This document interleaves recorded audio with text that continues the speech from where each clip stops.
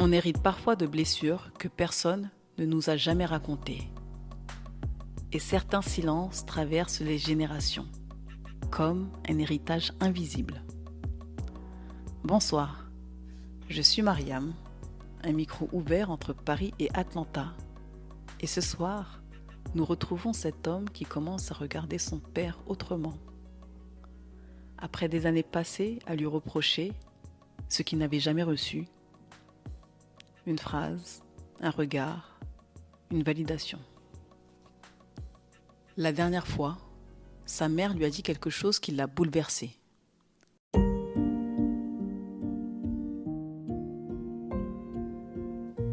Sais-tu que ton père était exactement comme toi à ton âge?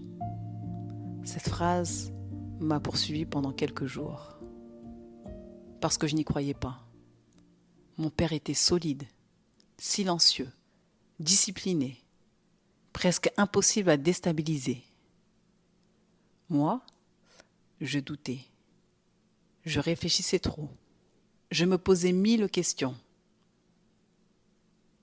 Comment pouvions-nous être semblables? Quelques jours plus tard, je suis retournée voir ma mère. J'avais besoin de comprendre. Nous étions assis dans la cuisine, comme lorsque j'étais enfant. Et je lui ai demandé « Pourquoi tu as dit ça ?» Elle a souri.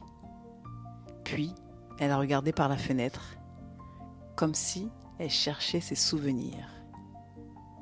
Elle m'a raconté une histoire que personne ne m'avait jamais racontée.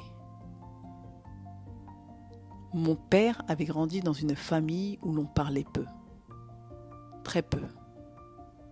Son propre père travaillait dur, nourrissait sa famille, assumait ses responsabilités, mais les émotions n'avaient pas leur place à la maison.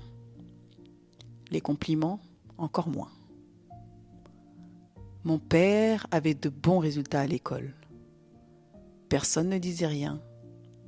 Il réussissait quelque chose, personne ne disait rien. Il tombait, on lui disait de se relever et de continuer. C'était comme ça.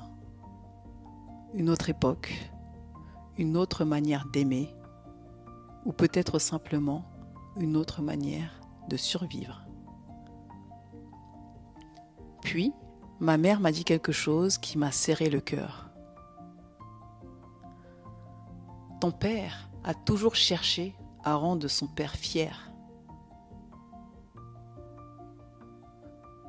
Je suis resté silencieux parce que soudain, tout devenait plus clair. Je n'étais pas le premier. Bien avant moi, mon père avait lui aussi attendu cette phrase. Et lui non plus ne l'avait jamais entendue. Pendant des années, j'ai cru que mon père me refusait quelque chose. Mais peut-être qu'il ne possédait simplement pas ce qu'il essayait de me donner.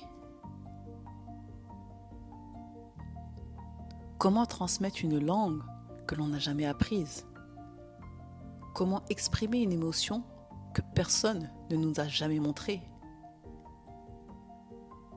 Pour la première fois de ma vie, j'ai ressenti de la compassion pour lui. Pas seulement pour le père, pour l'homme, le jeune homme qu'il avait été, le fils qu'il avait été avant moi.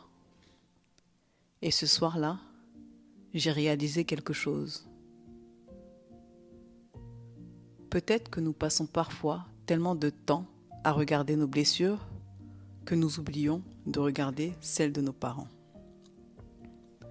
Cela n'efface rien, cela ne répare pas tout, mais cela change le regard. Et parfois, cela change beaucoup de choses.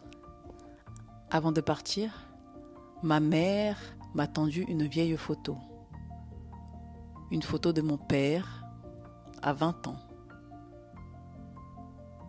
Je l'ai regardée et pour la première fois, je n'ai pas vu mon père. J'ai vu un jeune homme avec ses rêves, ses peurs, ses doutes, exactement comme moi. Puis ma mère a ajouté une dernière phrase. Une phrase qui allait bouleverser tout ce que je croyais savoir. Elle m'a regardée et elle a dit: « Tu sais, ton père parlait souvent de toi quand tu n'étais pas là. » Mon cœur s'est arrêté un instant parce que je ne savais pas quoi répondre. Et ce que j'allais apprendre ensuite allait tout changer. Mais ça, je vous le raconterai demain soir.